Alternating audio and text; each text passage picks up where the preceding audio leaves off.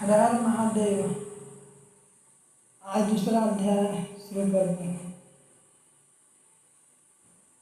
ऋषियों के ऐसे वचनों को सुनकर परम पौराणिक सूत जी महाराज अत्यंत प्रसन्न हुए और बोले, हे ऋषि गण, जो प्रश्न इस समय मुझसे आपने किया, यही प्रश्न एक समय देवर्षि नारद ने अपने पितामह ब्रह्मा जी के सम्मुख किया था। देवर्षि नारद जी को जो कुछ ब्रह्मा जी ने बताया वह सब अब मैं आपके सामने कहता हूँ। आप सभी ऋषिगण ध्यान पूर्वक स्मरण करें। हे ब्राह्मण देवता, बहुत समय पहले एक दिन की बात है। देवर्षि नारद जी तप करने के लिए हिमालय पर्वत जा पहुँचे और गंगा जी के तट पर एक सुंदर स्वच्छ स्थान देखकर दीर्घ तप करने के लिए अपना आसन लगाया। जब बहुत समय तप करते हुए बीत गया, तब उस समय इंद्रलोक के स्वामी श्री इंद्रदेव बहुत चिंतातुर हो अपने मन में विचार करने लगे कि देवर्षि शायद मेरी सिंहासन के लिए दीर्घ तप करने लगे हैं, इसलिए मुझको अपने सिंहासन की रक्षा के लिए कोई विचार कर कदम उठानी चाहिए, अन्यथा मेरा यह सिंहासन देवर्षि छीन लेंगे। इंद्रदेव ने उसी समय कामदेव की सहायता का वचन लिया। उन्होंने कहा कि हे कामदेव, मैं तुम्हारी सहायता से आज तक कितनों को अहंकार को नष्ट कर चुका हूँ। इस समय भी मुझे एक कार्य के लिए तुम्हारी आवश्यकता है।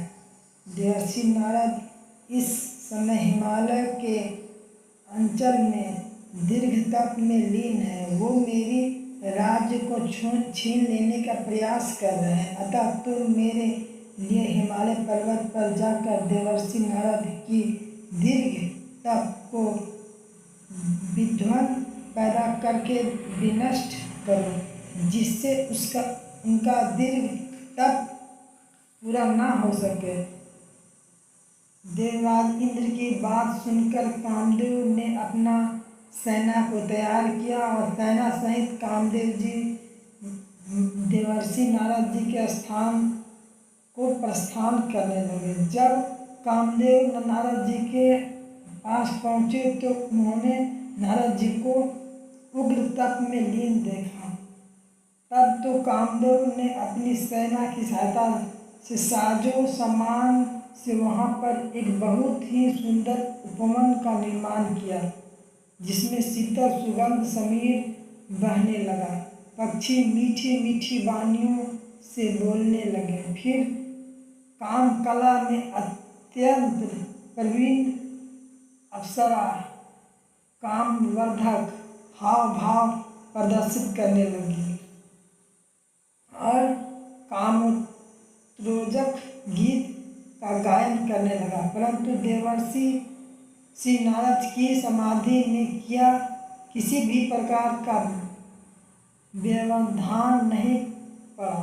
वो पूर्वतः ही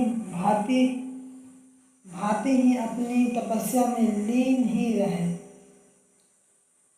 इसमें श्री देवर्षि नारद जी को कोई महिमा नहीं थी, क्योंकि उक्त स्थान वही स्थान था जहाँ पर भगवान शंकर जी के तपस्या में को भंग करने के लिए पहले एक बार कामदेव आए थे तथा क्रोध में आकर शंकर जी ने कामदेव को भस्म कर दिया था। फिर रति वियोग के कारण कामदेव ने तुरंत जीवित कर दिया था तथा कहा था कि भविष्य में इस निर्मल स्थान पर कामदेव का कोई भी अस्त्र शस्त्र नहीं चल पाएगा। यहाँ से हमेशा असफल होकर ही रहेंगे। अतः देवर्षि नारद जी भगवान शंकर की कृपा के कारण तप में पड़ने वाले विघ्न से बच गए। कामदेव उनकी दीर्घ तप से भंग ना कर सका। जब इंद्र की सभा में जाकर कामदेव ने अपनी असफलता होने की बात बताई तो इंद्रदेव बड़ी निराश हुए। वो भगवान शंकर जी के प्रताप को ना समझ कर देवर्षि नारद को अखंड तपस्या पर अपना महान आश्चर्य प्रकट करने लगे तथा उनकी प्रशंसा करने लगे। इधर नारद जी जब अपनी तपस्या को पूर्ण कर चुके तो कामदेव पर विजय पाने के कारण उनको महान गर्व उत्पन्न हुआ। नारद जी अपने अभिमान के सहित भगवान शंकर जी के पास पहुँचे और अपनी कामदेव पर विजय पाने की बात को बड़े अभिमान के साथ बताया। भगवान श्री शंकर जी देवर्षि नारद की बात को सुनकर मन ही मन मुस्कुराने लगे। फिर उन्होंने श्री नारद जी से कहा कि ऋषिराज, आप धन्य हैं कि जो आपने कामदेव पर विजय पाई, परंतु आप अपनी इस विजय श्री को किसी से कहिएगा नहीं, विशेषतः श्री विष्णु जी से उनके द्वारा पूछने पर भी न सुनाइएगा।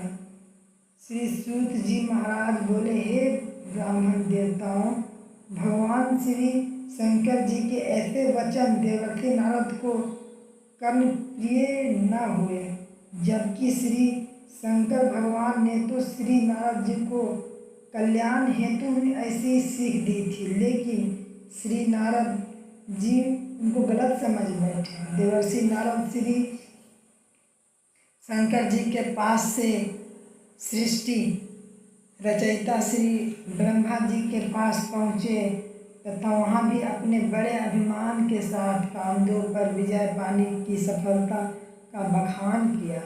तब तो वह सही जानकारी के लिए चतुर्मुखी ब्रह्मा जी ने तीनों लोकों के स्वामी कैलाशपति का स्मरण किया तथा असल मामले को समझा।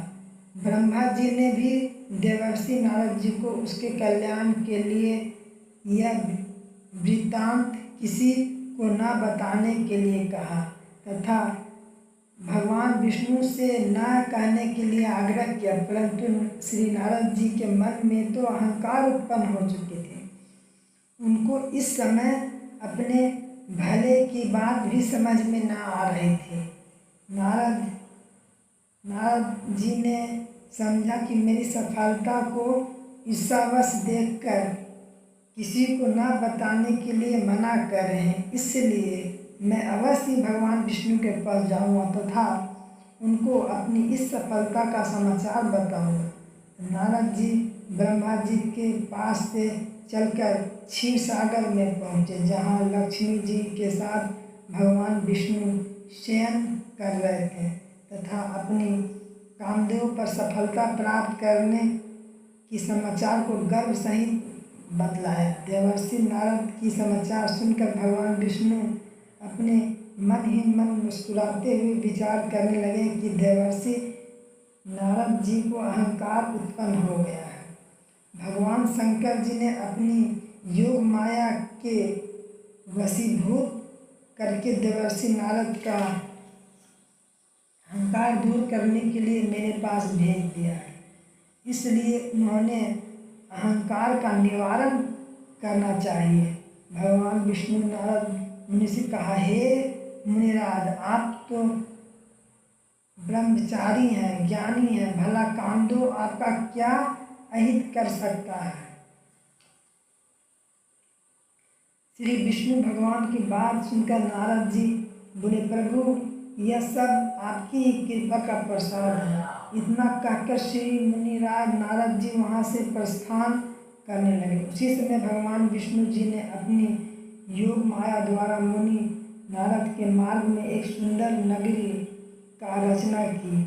उस नगरी का राजा का नाम शीलनिधि था। उसकी एक पुत्री थी, वह बहुत सुंदर थी, जिसका नाम विश्वमोहिनी था, जो कि अपने रूप और गुण से ही उनके सामने कोई अन्य सानी नहीं रखती थी। इधर उधर अपनी इच्छा सहित घूमने वाला श्री नारद जी जब उस महान नगरी में पहुँचे तो उनका ज्ञात हुआ कि वहाँ के राजा शीलनिधि ने अपनी पुत्री विश्वमोहिनी के स्वयंवर की रचना कर रखी है। वहाँ पर उस दिन संसार के कोने कोने से अनेक देश के राजा महाराजा स्वयंवर में भाग लेने के लिए आए थे। उस नगर के ऐसे समाचार को सुनकर नारद जी राजा शीलनिधि के महल में जा पहुँचे।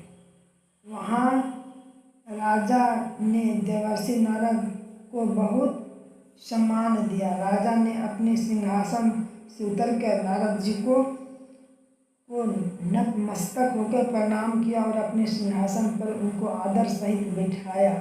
राजकुमारी को बुलवाकर नारद जी के चरणों में शीश झुकवाया। देवर्षि नारद राजकुमारी विश्वमोहिनी के रूप लावण्य को देखकर तथा भगवान विष्णु को योग माया द्वारा वशीभूत होने के कारण राजकुमारी पर मोहित हो गई। नारद जी ने राजकुमारी के लक्षणों को देखकर विचार किया कि इसका पति संसार में अजर अमर तथा अविनाशी होगा।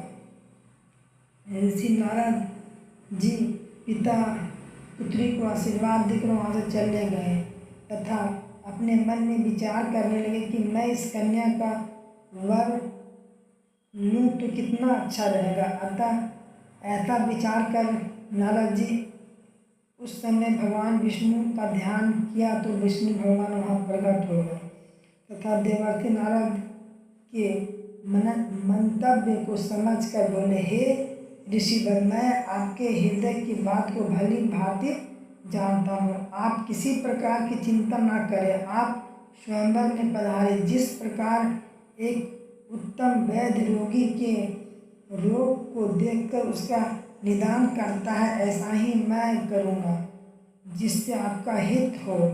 इतना कहकर भगवान विष्णु अंतर्ध्यान हो गए। भगवान विष्णु के बात का सार समझने में नारद जी असमर्थ रहे।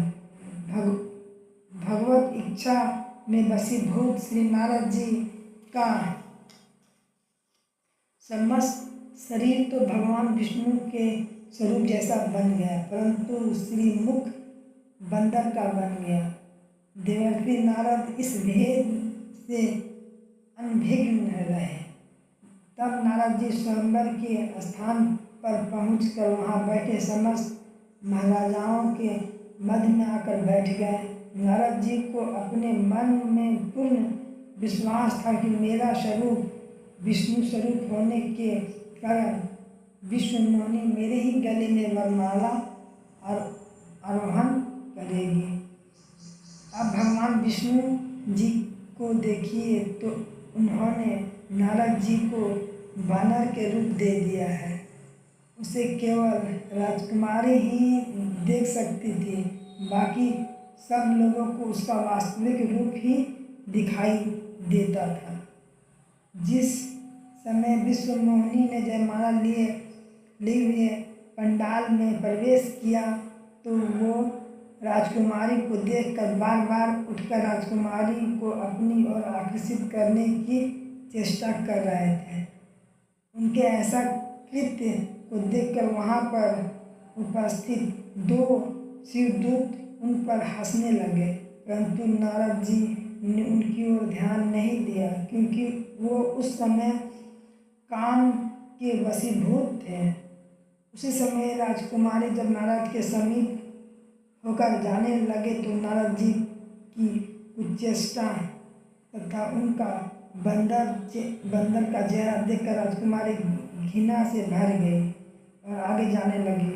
उसी समय भगवान विष्णु वहाँ पर आए और राजकन्या ने भगवान विष्णु को जयमाला पहना दिया। इस दृश्य को देखकर नारद जी अपने हृदय में अत्यंत दुख का अनुभव करने लगे।